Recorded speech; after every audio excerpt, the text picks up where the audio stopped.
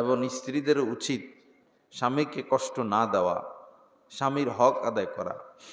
একজন স্বামী স্ত্রীর জন্য কি না করে, ফ্রিজ কিনে দেয়, ওভেন কিনে দেয়, এটা কিনে দেয়, সেটা কিনে দেয় স্ত্রীর সুখের জন্য।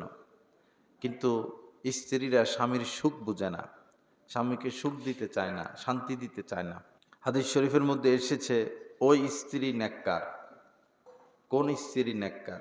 নবীজি বলেন, ইদা নাজারা ইলাইহা সাররাথু, স্বামী স্ত্রীর দিকে তাকাইলে স্ত্রী তাকে খুশি করে দিবে, সেই স্ত্রী হচ্ছে নেককার স্ত্রী।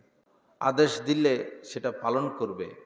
ওয়া ইদা গাবা আনহা হাফিজাতহু, আর স্ত্রী কাছ থেকে দূরে চলে গেলে স্ত্রী স্বামীর মাল সামানা, ঘরবাড়ি এবং তার দেহের হেফাজত করবে।